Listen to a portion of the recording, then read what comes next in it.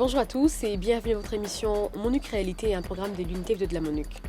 Nous sommes toujours au Nord Kivu où grâce aux hélicoptères de la MONUC, 4 bébés gorilles libérés des mains des braconniers seront acheminés à Kashugu dans un environnement naturel qui leur si bien. Comment se fera le transport et pourquoi au sanctuaire de Kashugu? Des réponses tout à l'heure avec Oreb, après ce point d'actualité. Les humanitaires s'inquiètent de l'insuffisance des fonds pour venir en aide aux populations vulnérables en République démocratique du Congo. Les fonds disponibles pour les actions humanitaires sont inférieurs de 30% aux attentes, alors que les besoins sont toujours aussi cruciaux. C'est une conjoncture en fait de différentes causes qui ont comme résultat finalement que le fait que le budget pour les activités humanitaires est plus réduit.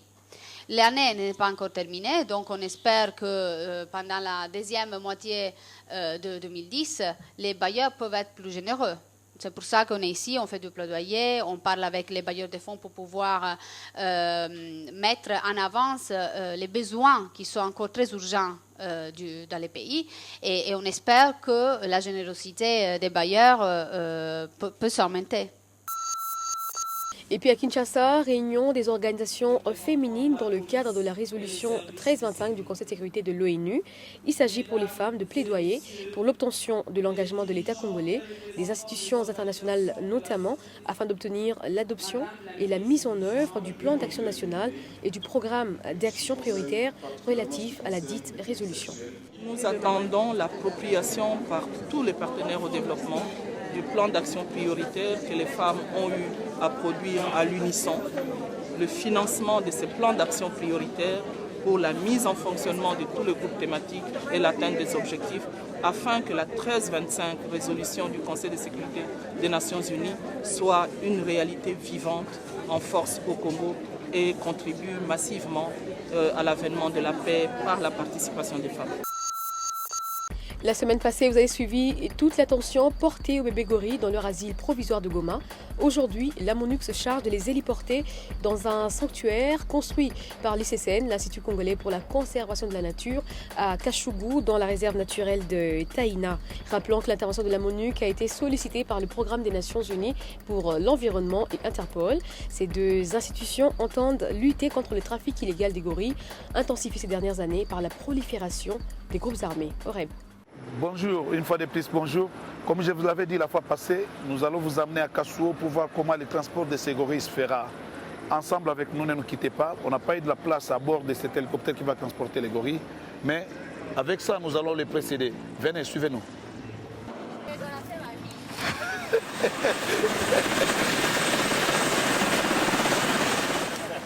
Donc bientôt, nous allons embarquer. La fois passée, je vous avais parlé du transport des gorilles, comment on va le faire quitter Goma pour Kashugo.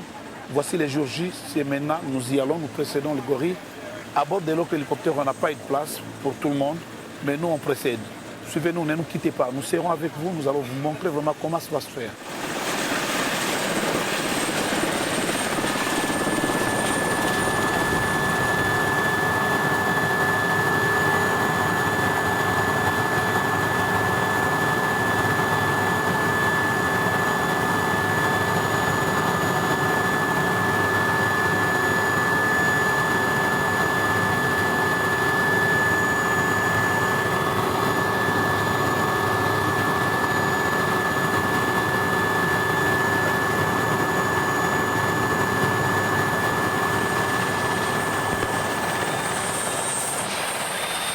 Derrière moi, c'est Kashugo.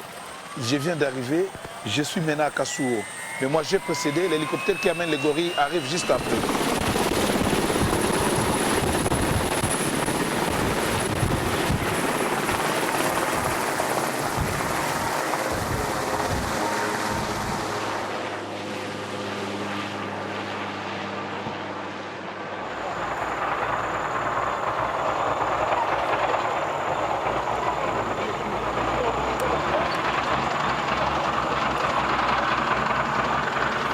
Le camion que vous êtes en train de voir là, c'est le camion qui sera chargé du transport des cages de ces gorilles. Mais on essaie un peu d'approcher ce camion pour diminuer l'effort des transporteurs, mais ça n'arrive pas à réussir. Moi, c'est Jonathan Katsong, je suis chef de station de Kabo Kandongo. Nous sommes ici, c'est parce que nous attendons les bébés gorilles qui vont venir dans notre cimetière. Et puis, nous attendons l'hélicoptère de la Monique. Et nous félicitons toujours la Monique parce qu'elle s'ingère dans les affaires de la conservation de la nature. Parce que c'est une chose qui nous donne maintenant à cœur, qui montre que la conservation est à la base maintenant de la vie. Est-ce qu'il y a encore le problème de braconnage à votre niveau ici? Bon, à notre niveau, il n'y a plus de braconnage parce que c'est la population elle-même qui est en train de surveiller les espèces. Qu'est-ce qui a fait que la population de Taïna de Kassou arrive vraiment à être sensibilisée au point de surveiller les espèces, pendant que les autres, vraiment, non loin d'ici, ne font pas cela? Oui, donc en bref, je dirais que d'abord, la Taïna, c'est une réserve communautaire. La population elle-même a initié cette réserve pour qu'elles puissent d'abord voir comment gérer leur propre faune qui est en tout cas dans leur milieu.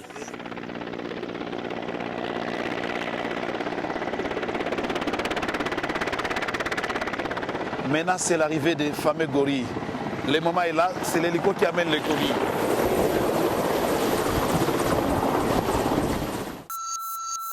Les gorilles de plaine figurent sur la liste rouge de l'Union internationale pour la conservation de la nature, c'est-à-dire des espèces menacées de disparition. Les Nations Unies, à travers cette opération, veulent les réhabiliter et à terme les réintégrer dans leur milieu naturel.